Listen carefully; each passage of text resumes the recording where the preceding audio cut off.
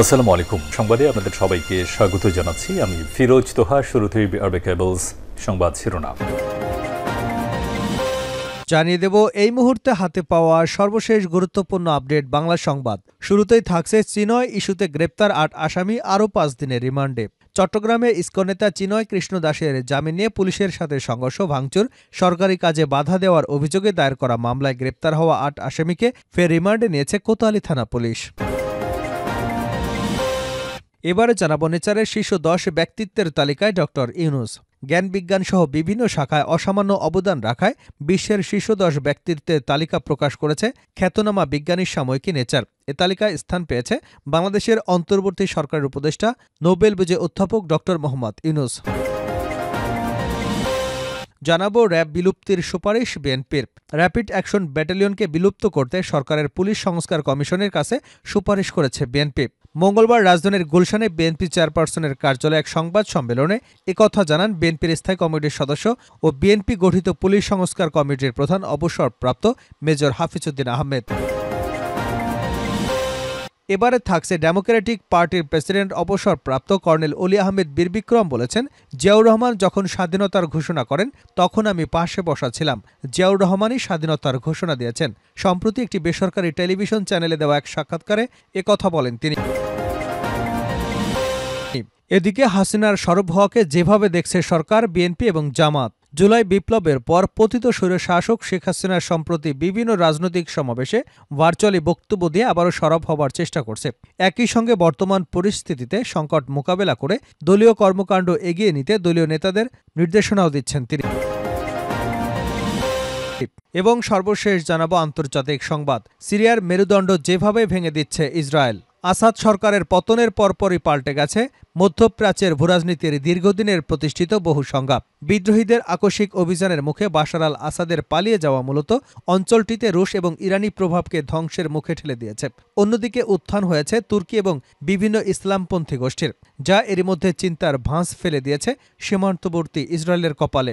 এতক্ষণ শিরোনাম শুনছিলেন, এবার বিস্তারিত। প্রিয় দর্শক, আপনি যদি এই চ্যানেলে নতুন হয়ে থাকেন, ভিডিওটি দেখতে দেখতে চ্যানেলটি সাবস্ক্রাইব করে আমাদের সঙ্গে থাকুন। আর এই ভিডিও সম্পর্কে আপনি আপনার মূল্যবান মতামতটি কমেন্ট বক্সে জানিয়ে দিন। আর হ্যাঁ প্রিয় দর্শক, জানিয়ে দিন ভিডিওটি কোথা থেকে দেখছেন। চিনয় ইস্যুতে গ্রেপ্তার ৮ আসামি আরও ৫ দিনের রিমান্ডে। চট্টগ্রামে ইসকন নেতা চিনয় কৃষ্ণ দাসের জামিন নিয়ে পুলিশের সাথে সংঘর্ষ, ভাঙচুর, সরকারি কাজে বাধা দেওয়ার অভিযোগে দায়ের হওয়া মামলায় গ্রেপ্তার ৮ আসামিকে আবারও ৮ দিনের রিমান্ডে নিয়েছে কোতোয়ালি থানা পুলিশ। মঙ্গলবার সকালে কড়া নিরাপত্তার মধ্য দিয়ে police Chittagong metropolitan magistrate Alamgir হোসেনের আদালত হাজির করে রিমান্ডের আবেদন করলে আদালত ৫ দিনের রিমান্ড মঞ্জুর করেন। এর আগে তাদের ৬ দিনের রিমান্ড শেষ হয়। গত ৪ ডিসেম্বর গ্রেপ্তার হওয়া ১২ জন আসামিকে আদালতে হাজির করে রিমান্ডের আবেদন জানালে ৬ দিনের রিমান্ড মঞ্জুর করেন আদালত। মঙ্গলবার রিমান্ডের মেয়াদ শেষ হওয়ার পর আবার আসামিদের আদালতে হাজির করা হয়। গত ২৬শে নভেম্বর চট্টগ্রাম আদালত ভবনে চিনয় দাসের জামিনে পুলিশের সাথে চিনয় সমর্থকদের এই সংঘর্ষের ঘটনা ঘটে। এতে চিনয় সমর্থকদের হাতে সাইফুল ইসলাম আলিফ নামের এক আইনজীবীকে পিটিয়ে এবং কুপিয়ে নৃশংসভাবে হত্যা করা হয়। এ ঘটনায় এ পর্যন্ত হত্যা মামলা সহ পুলিশের উপর হামলা, ভাঙচুর, সরকারি কাজে বাধা দেওয়ার অভিযোগে ৬টি মামলা হয়েছে। এর মধ্যে পুলিশ মামলা করেছে ৩টি। নেচারের শীর্ষ ১০ ব্যক্তিত্বের তালিকায় ডক্টর ইউনূস।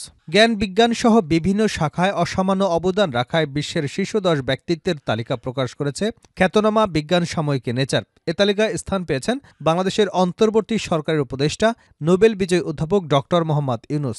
ডক্টর ইউনূসের বিষয়ে নেচারের প্রতিবেদনে বলা হয়েছে, বাংলাদেশের স্বৈরাচারী সরকারের পতনে যারা বিপ্লবে নেতৃত্ব দিয়েছিলেন তাদের একটাই দাবি ছিল নোবেল বিজয়ী শান্তি পুরস্কার বিজয়ী অর্থনীতিবিদ ডক্টর মোহাম্মদ ইউনূসকে দেশের নেতৃত্ব দিতে আমন্ত্রণ জানানো হোক। এছাড়া নেচারে ডক্টর মোহাম্মদ ইউনূসকে নেশন বিল্ডার হিসেবে আখ্যা দেওয়া হয়েছে।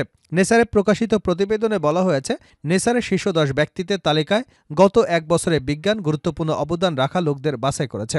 এ তালিকায় রয়েছে নেসারের সম্পাদক, বিজ্ঞান প্রযুক্তি প্রকৌশল চিকিৎসার ক্ষেত্রে গুরুত্বপূর্ণ অবদান রেখে কিভাবে গবেষকরা আমাদের পৃথিবীকে গড়েছেন তার স্বীকৃতির এই তালিকা। এবছরে উল্লেখযোগ্য অর্জনগুলো হলো আবহাওয়া পূর্বাভাসের নতুন ধারণা থেকে শুরু করে একটি জাতিকে নেতৃত্ব দেবার বিষয়টি। ৬ দশকের পেশাগত জীবনে ডক্টর মোহাম্মদ ইউনূস দারিদ্র্য বিমোচনের জন্য নতুন ধারণা পরীক্ষার মাধ্যমে নিজেকে প্রতিষ্ঠিত করেছেন। গবেষণার মাধ্যমে সিদ্ধান্ত গ্রহণ, সিস্টেম বুঝে সমস্যার সমাধান করা ইউনূসের কাজের মূল ভিত্তি। ডক্টর ইউনূসের সঙ্গে ৩০ বছরেরও বেশি সময় ধরে কাজ করছেন অ্যালেক্স কাউন্টস। তিনি ডক্টর ইউনূস সম্পর্কে বলেন, তিনি ৮০-র কোঠায়, কিন্তু তার শারীরিক এবং মানসিক স্বাস্থ্য উজ্জ্বল। তার সহানুভূতি রয়েছে এবং তিনি একজন চমৎকার যোগাযোগকারী। র্যাব বিলুপ্তির সুপারিশ বিএনপির। র্যাপিড অ্যাকশন ব্যাটালিয়নকে বিলুপ্ত করতে সরকারের পুলিশ সংস্কার কমিশনের কাছে সুপারিশ করেছে বিএনপি। মঙ্গলবার রাজধানীর গুলশানে বিএনপি চেয়ারপারসনের কার্যালয়ে এক সংবাদ সম্মেলনে একথা জানান বিএনপির স্থায়ী কমিটির সদস্য ও বিএনপি গঠিত পুলিশ সংস্কার কমিশন প্রধান অবসরপ্রাপ্ত মেজর হাফিজউদ্দিন আহমেদ। তিনি বলেন, র্যাব অসংখ্য হত্যাকাণ্ডের সঙ্গে জড়িত, তাই আমরা পরবর্তী সরকার গঠিত পুলিশ সংস্কার কমিশনের কাছে র্যাব বিলুপ্তির সুপারিশ করেছে। তিনি বলেন, পুলিশের সাংগঠনিক কাঠামোতে থাকা র্যাব ইতিমধ্যেই দেশে এবং বিদেশে ব্যাপকভাবে নিন্দিত এবং সমালোচিত হয়েছে। দেশি বিদেশি মানবাধিকার সংগঠন, জাতিসংঘ, অধিকাংশ রাজনৈতিক দল এবং সুধীজন র্যাবকে দেশে সংগঠিত অধিকাংশ গুম-খুন, নির্যাতন এবং নিপীড়নের জন্য দায়ী করেছে। বাহিনীটি বর্তমানে যুক্তরাষ্ট্রের নিষেধাজ্ঞার আওতায় রয়েছে। এই প্রেক্ষাপটে র্যাবকে বিলুপ্ত করবার সুপারিশ করা হয়েছে। র্যাবের দায়িত্ব আর্মড পুলিশ ব্যাটালিয়ন এবং থানা পুলিশ যেন পালন করতে পারে, সে লক্ষ্যে প্রয়োজনীয় ব্যবস্থা গ্রহণ করতে হবে।